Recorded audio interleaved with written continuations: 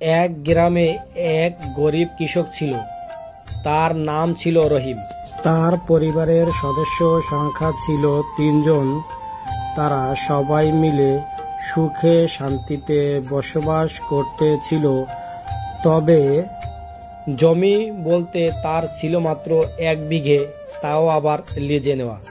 সার নেই, ভালো বীজ নেই, আর যদি বর্ষা আসে তাহলে তো কোনো কথাই নেই। তবুও রহিম প্রতিদিন ভোরবেলা উঠে হাল চাষ করে মাটি কোপায়, মনে মনে ভাবে এই ফসল বিক্রি করেই ছেলেকে এবার স্কুলে ভর্তি করাবে। তার ছেলের নাম সাগর। সে কচি কচি মুখে বলে উঠল, বাবা, বড় হয়ে আমি ডাক্তার হতে চাই। এই কথা শোনার সাথে সাথে রহিমের স্ত্রী বলে উঠল, অবশ্যই, কেন নয়? আমার ছেলে বড় হবে, পড়ালেখা করবে, অনেক বড় ডাক্তার হবে, আমি এই স্বপ্ন দেখি। কিন্তু রহিমের চোখে মুখে চিন্তার ভাস। সে এই টাকা কোথায় পাবে?